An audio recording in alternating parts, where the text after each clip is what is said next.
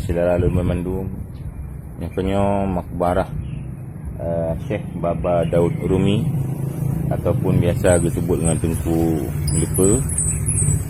Posisi makam goknya di Kampung Lia, Banda Aceh, anak jauh daripada Penayung. Jadi Tunku Syekh Baba Daud Rumi nak salah siro ulama Syiah pada sebuah masa, yang mana beliaunya nak salah siro ulama pengarang kitab Sabilal Muhtadi, yang alhamdulillah sampai urangnya manteng gugut di anak-anak kitanya, bahkan kitanya waktu ubit juga tabut kitabnya.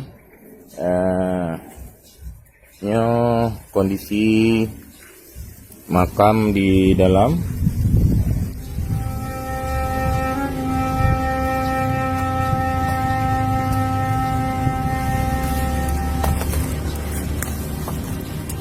yang kondisi makam dalam insyaAllah satu lentuan tamang lagak dan hui bulai tu nanti tak ingat kiban hayu indah tu tanya yang masa awal hana urung awal berani pusabi bahu pulau ulama mungkin beda dengan kondisi saatnya akar-akar.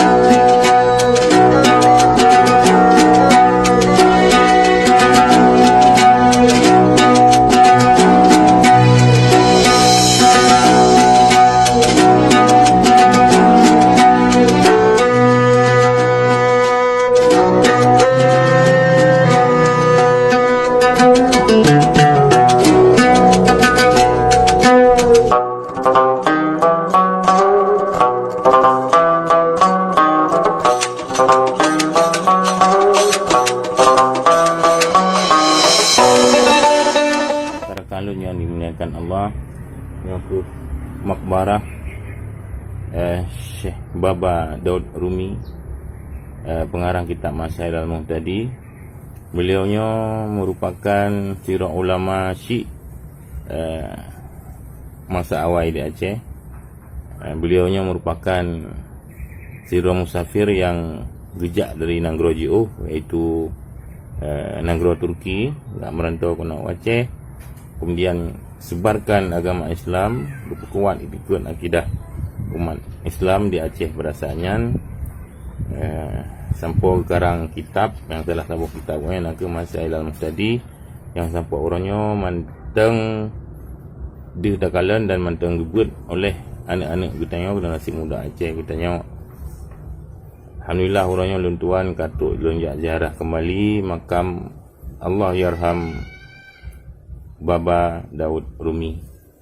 Mudah-mudahan kitanya mandum bangsa Aceh bertimah rasa galak kitanya, rasa rindu kitanya kepada ulama-ulama yang keawai gemudip di Aceh pupah yang dekat kitanya dengan semagam macam bagai perjuangan urangnya hingga orangnya kitanya tinggal terbaca menteng hasil karya urangnya hanak laki tapi sebagai